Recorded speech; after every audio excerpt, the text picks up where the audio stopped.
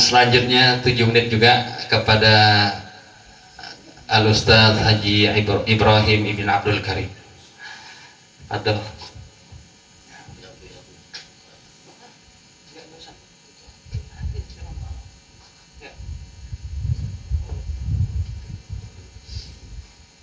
Assalamualaikum warahmatullahi wabarakatuh. Bismillahirrahmanirrahim. Wassalatu wassalamu ala sayyidina Rasulillah Muhammad ibn Abdullah wa ala alihi wa sahbihi wa mawalah ma ba'd. Hadirin jamaah sekalian rahimakumullah, bil khusus sahibul majlis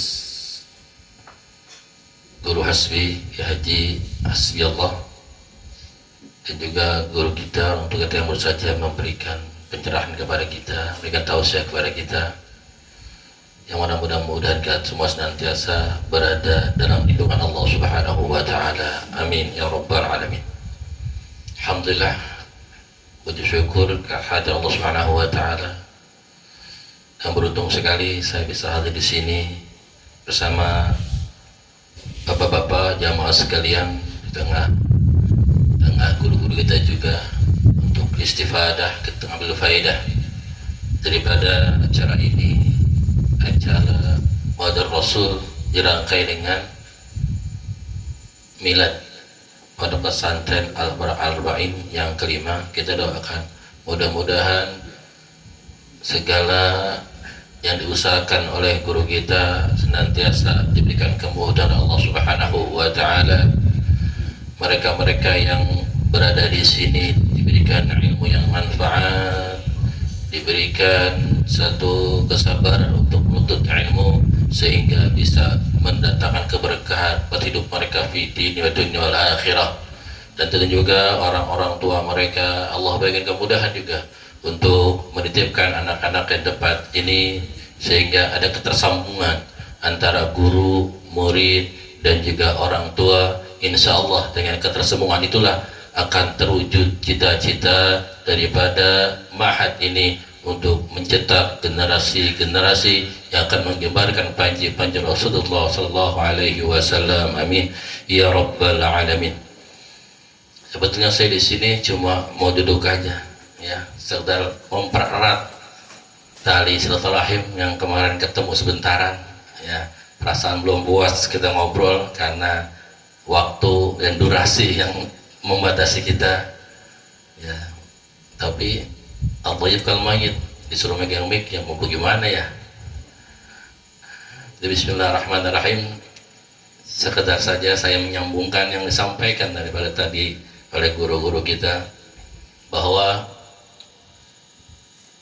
ketersambungan kita kepada baginda Rasulullah Sallallahu Alaihi Wasallam itu sangatlah penting dalam kehidupan ini. Karena apapun yang bersambung dengan Rasulullah Sallallahu Alaihi Wasallam pasti mulia. Kenapa bukan murid mulia? Karena di situ dilahirkannya Rasulullah Sallallahu Alaihi Wasallam. Kenapa Al-Quran mulia? Karena itu adalah wahyu yang diberikan kepada Rasulullah Sallallahu Alaihi Wasallam. Kenapa kota Makkah mulia?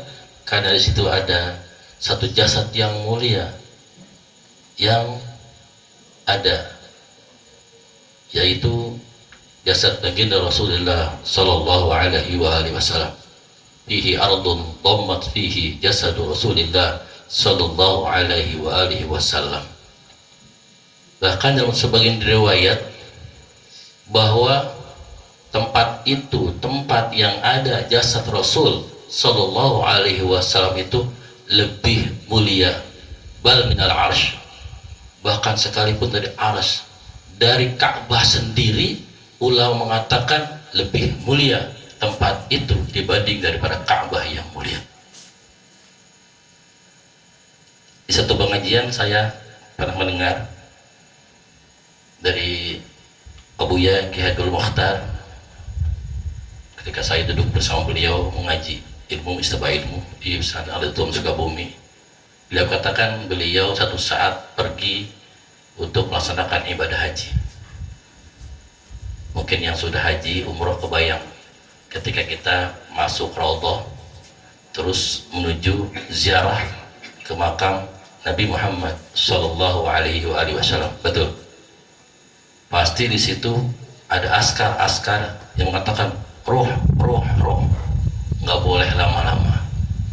Ya, kita di situ pasti diusir, cepat jalan, roh. Agak beda paham kita dengan mereka. Dan kita, adab kita ketika berziarah, kita menghadap makam. Betul ya? Adab kita ketika berziarah, kita menghadap makam. Demikian juga ketika kita ada di Madinah untuk ziarah ke makam Rasulullah SAW dan para sahabatnya. Ya, kita sambil keluar, kita menghadap makam, kita berdoa. Otomatis kita membelakangi kiblat. Lalu terjadilah dialog antara askar dengan Ki Haji Abdullah Mukhtar.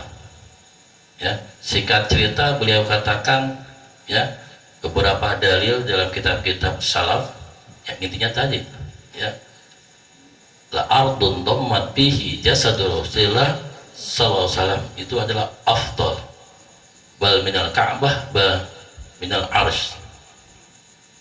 Itu yang saya dengar dari pengajian tersebut, bahwa tanah yang ada jasad Rasul Sallallahu Alaihi Wasallam itu adalah lebih mulia ketimbang Ka'bah itu sendiri, lebih mulia ketimbang arsh itu sendiri. Jadi apapun yang berhubungan dengan Rasulullah pastilah menjadi mulia.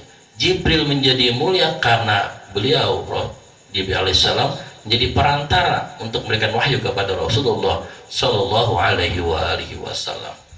Untuk itu satu kunci untuk kita, satu kunci penting untuk kita. Kalau kita ingin mulia, kalau kita ingin berkah, maka mutlak kita harus sambungkan diri kita kepada Rasulullah Sallallahu Alaihi Wasallam. Ikuti sunnah-sunnahnya, ikuti sunnah-sunnahnya, sambungkan diri kita ya, di antaranya dengan banyak salawat kepada Rasulullah Sallallahu Alaihi Wasallam. Orang yang sering salawat kepada Rasulullah Sallallahu Alaihi Wasallam, insya Allah hidupnya akan terjamin, hidupnya akan mulia, hidupnya akan barokah. Dan salawat itu adalah satu pekerjaan yang paling luar biasa dibanding ibadah-ibadah yang lain. Nggak ada yang namanya salawat itu kudu wudu, nggak ada. Nggak ada yang namanya salawat itu kudu ngadep kiblat, kagak ada. Bahkan nggak ada anjuran juga ketika salawat untuk aurat. Dimanapun bagaimanapun kita salawat jadi. Gimana nggak enaknya? Gimana nggak gampangnya itu salawat? Tapi faidah fadilahnya sangat luar biasa.